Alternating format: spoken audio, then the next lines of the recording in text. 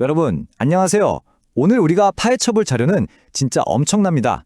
바로 요바이의 재발견, 일본 농촌의 사회학적 미스터리인데요. 이름만 딱 들어도 뭔가 좀 오싹하면서도 동시에 호기심이 확 생기지 않으시나요? 겉보기엔 그저 귀괴해 보이는 과거의 낯선 풍습이 도대체 어떻게 그 당시 사회가 굴러가게 만드는 핵심 톱니바퀴였는지 지금부터 저랑 같이 하나하나 뜯어보시죠. 자, 과거 일본 농촌의 독특한 밤의 연애 방식. 솔직히 말해서 현대인의 관점에서는 와, 이거 진짜 말도 안 되게 충격적으로 들릴 수밖에 없습니다. 밤에 몰래 남의 침소에 들어간다? 지금 당장 경찰서에 잡혀갈 범죄잖아요. 상상조차 할 수 없는 일이죠. 하지만 여러분, 오늘만큼은 우리가 가진 이 현대적인 도덕적 잣대를 아주 잠깐만 내려놓아 볼까요? 지금부터 우린 이 자극적인 이야기를 단순한 가십거리가 아니라 아주 객관적이고 매력적인 인류학적 미스테리로 접근해 볼 겁니다. 좋아요. 본격적으로 뛰어들어 보죠. 첫 번째, 요바이의 진짜 의미입니다.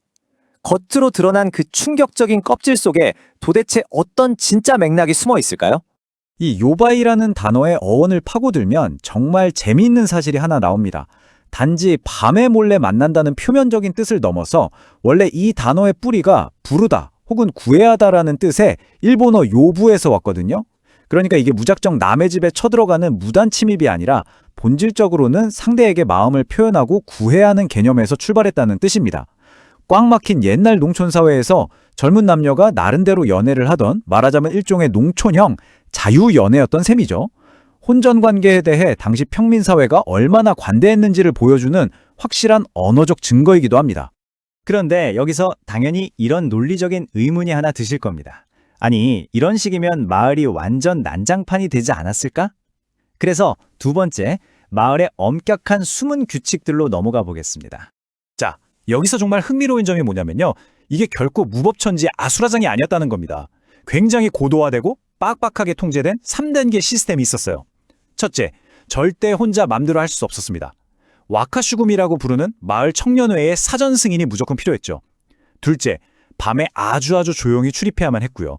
그리고 셋째, 이게 제일 중요한데 바로 여성의 동의가 절대적이었습니다. 만약 여성이 거부한다? 그럼 남자는 어떤 힘도 쓰지 못하고 그 즉시 물러나야만 했어요. 철저하게 강제성을 배제하고 공동체의 규율 아래서 이루어진 상호 합의 시스템이었던 거죠. 아니 도대체 왜 이렇게 복잡한 규칙까지 만들어가면서 이 풍습을 지켰을까요? 그 실용적인 속사정을 들여다보면 진짜 무릎을 탁 치게 됩니다. 좁고 폐쇄적인 농촌 마을에서 제일 무서운 게 뭘까요? 바로 일할 젊은이들이 답답해서 다 도망가 버리는 겁니다. 이 풍습은 젊은 층에게 일종의 오락거리와 연애 기회를 주면서 청년층의 마을 이탈을 막아주는 엄청난 역할을 했습니다. 일할 농업 노동력을 꽉 잡아두는 거죠. 게다가 얽히고 설킨 혼맥을 통해서 온 마을 사람들을 끈끈한 하나의 가족처럼 묶어버리는 겁니다. 현대의 도덕적 패닉을 딱 치워놓고 보면 고립된 농경사회가 살아남기 위해 기가 막히게 짜놓은 생존 전략이었던 거예요. 그렇다면 일본 전역의 모든 사람들이 다 이렇게 살았을까요? 세 번째, 누가 어디서 이 풍습을 행했는지 그 차이를 한번 확인해 보죠. 지역과 계급에 따라 어떻게 달랐는지 살펴보면 아주 극명한 대비가 나타납니다. 서일본 지역 그리고 평민 농민층에서는 이 풍습이 아주 흔했습니다. 반면에 동일본 지역이나 사무라이 같은 상류층에서는 거의 찾아볼 수가 없었죠. 생각해보면 당연합니다. 사무라이 계급은 핏줄을 지키고 권력을 유지해야 하니까 꽉 막힌 가부장제나 정략 결혼에 철저히 의존할 수밖에 없었거든요. 반면에 평민들은 고귀한 혈통 그딴 것보다 당장 내일 밭에 나가서 일할 노동력, 즉 공동체의 실용성이 수백 배는 더 중요했습니다. 결론적으로 이건 다분히 농민계급 맞춤형 현상이었던 겁니다. 그리고 이것이 기가 막히게 보여주는 게 하나 있습니다. 바로 국가 내부의 뚜렷한 지리적 문화적 분할입니다. 서일본 지역, 특히 규슈나 시코쿠에서는 이 전통이 활발하게 살아 숨쉬었지만 동일본으로 넘어가면 확연히 희귀해지죠.